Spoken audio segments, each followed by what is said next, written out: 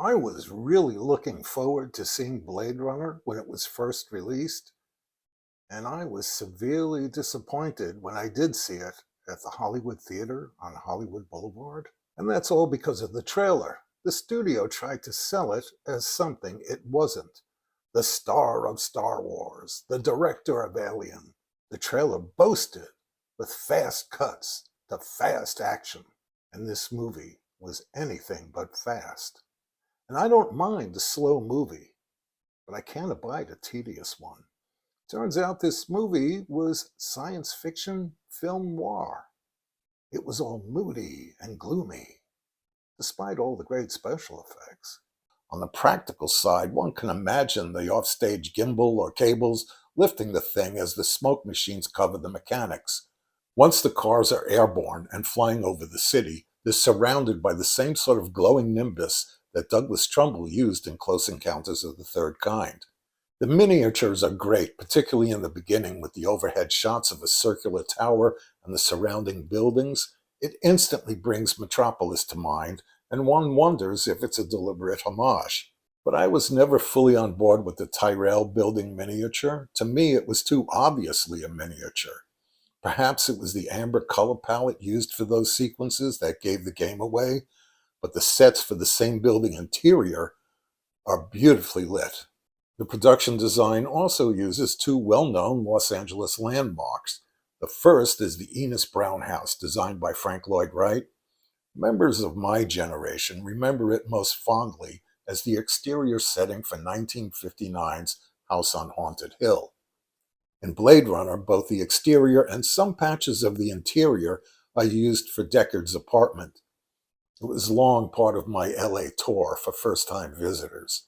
And then there's the Bradbury Building in downtown LA, where the hunter soon becomes the hunted.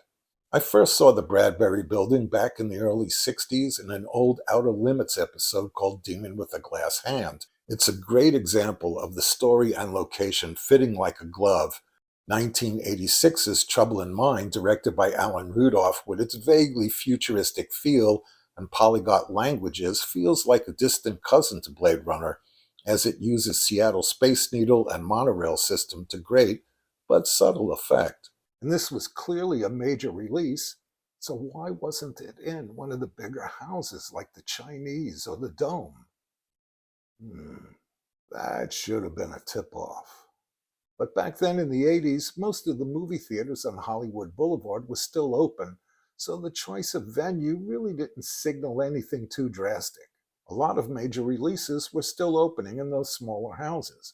Director Ridley Scott once said that he wanted to be the John Ford of science fiction movies, but here it feels like he's doing a Kubrick as he presents us with a multi-million-dollar art house movie. Now, I like art house movies, especially when they speak a different language than I do, but they tried to sell this turkey as a bang-bang shoot-'em-up, and it took me years to forgive the film for that. That's right, I blame the movie. And for years, I didn't want anything to do with it. Man, director's cut, this cut, final cut, take it away. Sure, I had seen snatches of the different cuts over the years, until finally I said, okay, movie, I'm giving you a second chance. Show me what you got. And you know what? It did. I was moved because its themes about the brevity of life and the memories we acquire along the way, and the idea that those memories may be lost in time, that's universal and terribly tragic. And now, before we go, we have one more candidate for the biggest movie trailer lie of all time. Hang on, kids, you're going to like this one.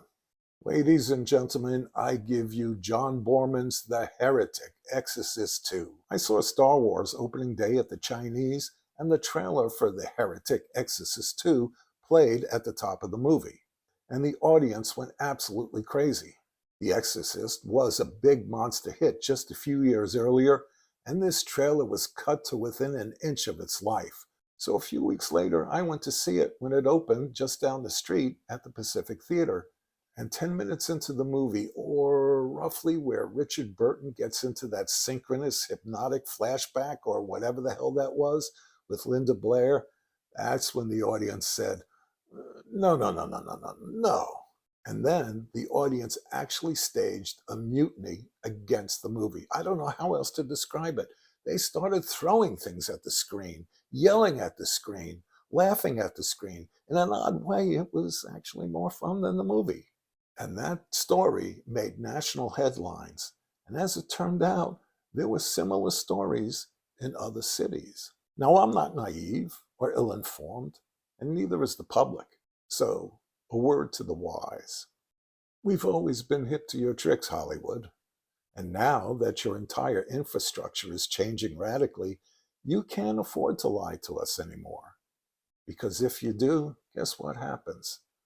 The product doesn't move. Karma, I guess. See you around the campus.